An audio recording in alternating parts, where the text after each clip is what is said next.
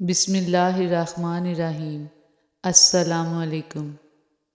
درود شریف عبادت ہے، دوا ہے اور بیماریوں سے شفا بھی ہے، صلی اللہ علیہ وآلہ وسلم۔ ہم زندگی میں ضرور کامیاب ہوں گے اگر ہم ان نصیحتوں پر عمل کر لیں جو ہم دوسروں کو کرتے ہیں۔ بوڑھوں سے تنگ نہ ہوا کریں، ان کے سفید بالوں سے سارا گھر چمک رہا ہوتا ہے۔ بہترین قربانی آپ کے اندر کے جانور کی ہے۔ جہاں بھی رہو مخلص ہو کر رہو، کیونکہ آپ نے اللہ کو بھی جواب دینا ہے۔ تمہارا چاہا تمہارے رب کے بغیر پورا نہیں ہوتا، لیکن تمہارے رب کا چاہا تمہارے بغیر پورا ہو جاتا ہے۔ اس لیے اپنی چاہت کو اپنے رب کی چاہت پر قربان کر دو، وہ تمہاری چاہت کو مزید خوبصورت بنا کر تمہیں عطا کر دے گا۔ اور حقیقت تو یہ ہے کہ اب ہمیں اللہ تب یاد آتا ہے جب ہم درد کے مارے ہوں، غرض کے مارے ہوں یا پھر مرض کے مارے ہوئے ہوں۔ دوسروں کو سمجھانے سے پہلے اپنے گریبان میں جھانکیں۔ ایک تلخ حقیقت یہ ہے کہ اکثر خاندانوں میں ایسے مہربان بھی ہوتے ہیں جو اپنوں سے حسد کرتے ہیں اور غیروں کے جوتے اٹھاتے ہوئے فخر محسوس کرتے ہیں۔ جب 5 سیکنڈ مسکرانے سے فوٹو اچھی آ سکتی ہے تو ہمیشہ مسکرانے سے زندگی کتنی اچھی اور حسین ہو سکتی ہے۔ اس لیے مسکرائیں، مسکرانا اچھا ہے۔ حجاب اتارنے کے لیے ہزاروں دلائل کی ضرورت پڑتی ہے، حجاب پہننے کے لیے یہ ایک دلیل ہی کافی ہے کہ یہ حکم ربی ہے۔ آج قبرستان اکیلے جانے میں ڈر لگتا ہے، سوچیں کیا ہوگا جب راتیں وہیں گزریں گی۔ باپ دنیا کی وہ بہترین ہستی ہے جس کی دسترخوان پر موجودگی اور کمرے کے باہر اتارے ہوئے جوتے بھی تحفظ کا احساس دلاتے ہیں۔ زندگی کا ہر لمحہ قیمتی ہے، جس کا صحیح اندازہ آخرت میں ہوگا۔ ساری زندگی خوابوں کی تعبیر ڈھونڈتے ڈھونڈتے انسان ایسی نیند سو جاتا ہے جس میں کوئی خواب ہی نہیں ہوتے۔ جب ماں بیمار ہوتی ہے تو انسان کو احساس ہوتا ہے کہ اپنی ساری دولت، ڈگری اور کامیابیوں کے باوجود وہ کچھ بھی نہیں ہے، جو ہے وہ اللہ ہے اور بس اللہ ہی ہے۔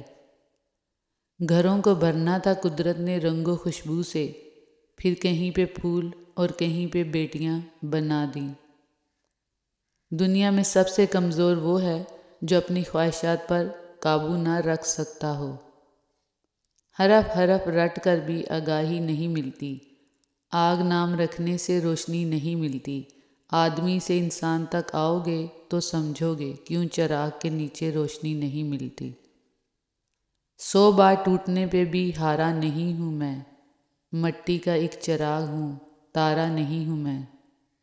نوح علیہ السلام کا بیٹا جہنم میں، ابراہیم علیہ السلام کا چچا جہنم میں، لوط علیہ السلام کی بیوی جہنم میں اور فرعون کی بیوی جنت میں۔ کون کس کا کیا لگتا ہے، اللہ کو اس کی کوئی پرواہ نہیں۔ فرمان آخری نبی صلی اللہ علیہ وآلہ وسلم ہے، جو سبحان اللہ و بحمدہ پڑھتا ہے اس کے لیے جنت میں کھجور کا ایک درخت لگا دیا جاتا ہے۔ بڑا انسان وہ ہے جس کی محفل میں کوئی خود کو چھوٹا نہ سمجھے۔ خوش اخلاقی ایک ایسا عطر ہے جسے جتنا زیادہ آپ دوسروں پر نچھاور کریں گے اتنی ہی زیادہ خوشبو آپ کے وجود سے آئے گی۔ کچھ لوگ آپ کو نمک ہی سمجھتے ہیں جسے اپنی مرضی سے جب دل چاہا حسب ضرورت استعمال کر لیا۔ طوفان میں کشتیاں اور گھمنڈ میں ہستیاں اکثر ڈوب جاتی ہیں۔ سب سے پہلے اس انسان کو خوش رکھیں جسے آپ روزانہ شیشے میں دیکھتے ہیں، کیونکہ زندگی میں آپ کا خیال آپ سے بہتر کوئی نہیں رکھ سکتا۔ فرمان باہو ہے، دنیا کیا چیز ہے؟ ہر وہ چیز دنیا ہے جو بندے کو اللہ تعالیٰ سے غافل کر دے۔ اگر یہ زندگی ضائع ہو گئی تو اس دنیا میں آنے کا دوسرا چانس ہمیں نہیں ملے گا۔ اس لیے لوٹ آئیں اپنے رب کی طرف، ابھی بھی دیر نہیں ہوئی، بس ایک قدم اٹھائیں، باقی کی منزل اللہ تعالیٰ آسان فرمانے والا ہے۔ ضروری تو نہیں روشنیاں صرف چراغوں سے ہی ہوں، گھروں میں بیٹیوں سے بھی اجالے ہوتے ہیں۔ کیا تم لوگوں کے دل پتھر کے ہو گئے ہیں کہ اتنا بڑا بادشاہ دن میں تمہیں 5 دفعہ پکارے اور تمہارے کانوں پر جوں تک نہ رینگے۔ اللہ کی نعمتیں کھا کر اسی کی پکار پر تم اپنے پاؤں روک لیتے ہو۔ ساری دنیا فتح کر لینے سے بھی بہتر ہے ساری نمازیں اپنے مقررہ وقت پر ادا کرنا۔ حقیقی تعلق وہی ہوتا ہے جو وقت، حالات، ضرورت اور مزاج کے بدلنے کے باوجود بھی قائم رہے۔ ہر کسی کے لیے خود کو اچھا ثابت نہ کریں، آپ صرف ان کے لیے انمول ہیں جو آپ کو سمجھتے ہیں۔ ہر شخص اپنی خوشی چاہتا ہے، تم اگر اداس ہو تو یہ بس تمہارا مسئلہ ہے۔